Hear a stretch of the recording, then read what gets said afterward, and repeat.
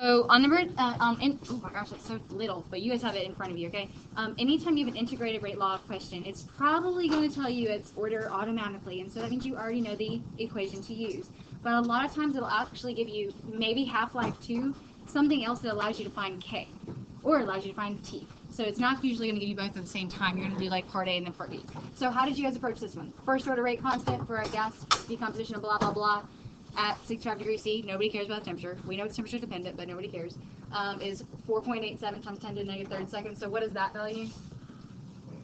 That's K. So 4.87 times 10 to the negative third per second. Please write your units so that way you don't mess up your values later on. If we start with 0.5 moles of a 500 milliliter in a 500 milliliter container, how many moles of Na or dinitrogen pentoxide will remain after 5 minutes? What did you guys have to do with this first? You couldn't put that directly in there. Molarity. Get molarity, right? So you had to find your initial concentration in that. We actually know this reactant N2O5 is 0.5 moles over 0.5 liters, and you're like, oh yeah, that's 1 molar. Okay, that's our initial molarity. How many moles of those stuff will remain after 5 minutes? So T is equal to 5 minutes. But what do you notice about the K constant? It's in seconds. So you're going to make the air times degree before you plug in, or as you plug in. So if your integrated rate law is ln, actually I'm going to go down here, ln of N2O5 final, which is really what our question is regarding, because later on we can get moles from molarity, is equal to negative 4 point, what was it, 87 times 10 to the negative 3 per second. What's 500, or what's 5 minutes in terms of seconds? 300 seconds. You'll see seconds cancel, which is great, plus the ln of 1.0. What's the ln of 1.0? 0. So I usually write it and then I just scratch it because it's not important. So the hard part is I assume a lot of math skills you remember them, but we might not. I don't know how I remember these things. But if you have basically this is x, and you're trying to pull ln of x out, then you have to find what this is. What was this multiplied by each other? So ln of x is equal to whatever this is. Anybody? Negative 1.461. Okay. So then you have to isolate x. Well, how do you isolate x? You do the opposite of ln, which is e. So you do e to the ln of x is equal to e to the negative 1.46. So ln and e cancel each other out, so an x is isolated. X is our concentration, remember? So what was that? Anybody, or do it real quickly for me.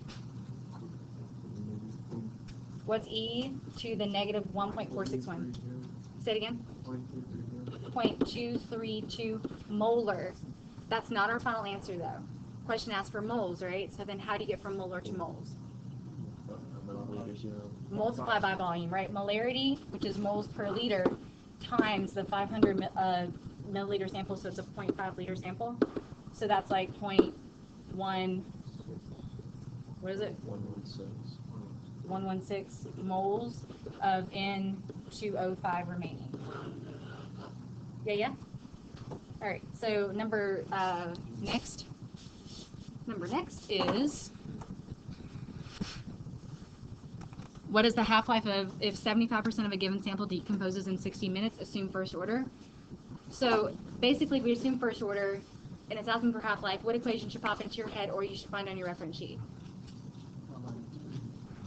Okay, so T1/2 for a first order reaction. T1/2 meaning the half-life is 0.693 over K, which what is 0.693? That's ln of 2. You remember that from yesterday a little bit, or in your reference sheet. So this is an equation you're going to eventually use, but you can't use it yet because you have two unknowns.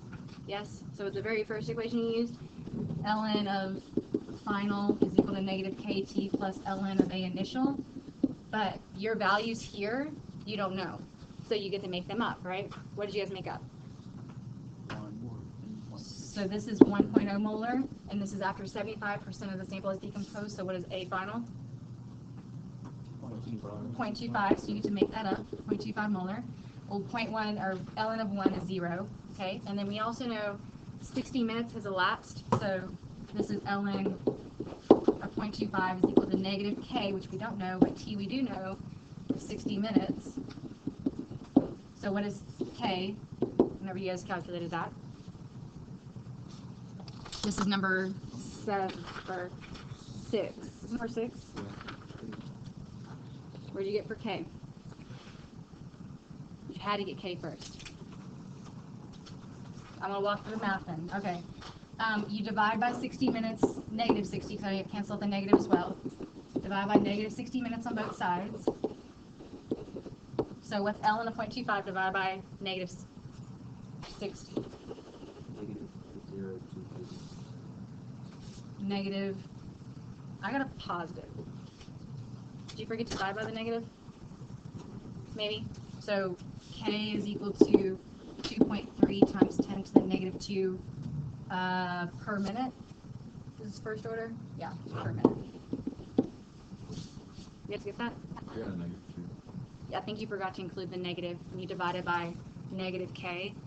Or you should divide by negative 60 to get the negative away from the k. Yeah, So that will fix your value there. Okay, so this is going to be k value, and the k value can be used to find the time of half-life. Yes? How? ln2 Right, plug k into our half-life equation here. So our ln2, which is 0.693 divided by 2.32 times 10 to the negative 2 per minute. And that minute pops up to the top. So what do you guys get for minutes? 30 minutes.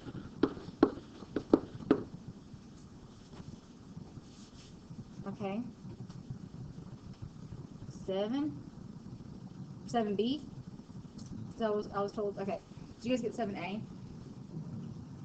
How did you do 7A?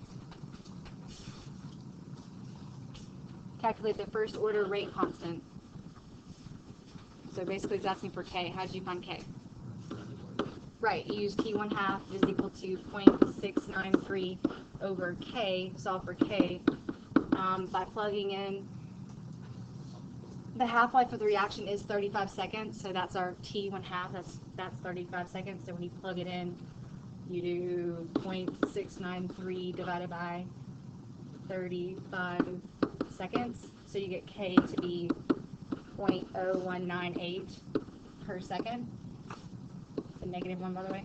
So then if you had to find the time required for 95% to decompose, what equation are you going to use because you know it's first order? What's the only other integrated, or what's the integrated rate law for first order?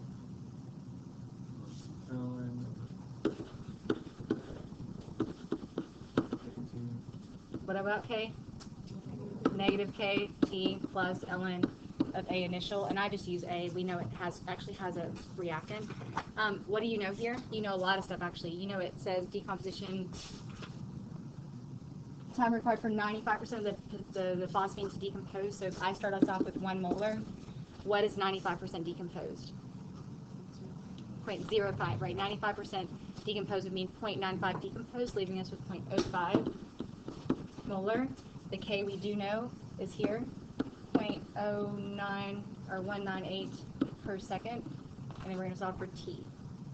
So once you plug that information in, I'm looking the wrong one. Whenever you plug this information in, you know that this is 0, so then divide by negative time. K is equal to what? Those of you who got it. T. Yeah, T.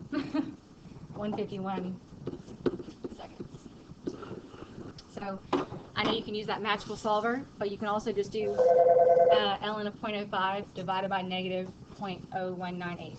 Yeah. In what situation would the A initial not be? When it tells us the initial concentration, we have to use it. But if it doesn't tell us the initial concentration, we get to choose our own. Easiest one is 1 molar because it's 0. Okie dokie. All right. So lab analysis, I'm hoping we can have done by Friday. Okay. Can tomorrow you guys tell me your PSA selections? Unless today I can just put a paper over there. You guys can sign up. There are 5 groups though, not 6 groups because I had to mesh today. And then kinetics 1 and 2. This right here, more kinetics, find in your packet. I'll show you what that is and I'll turn on this one. My packet is here. There are 2 questions, one on differential and one on integrated. That's on page 18, right? So question 1 is on differential rate laws. And there's A through D.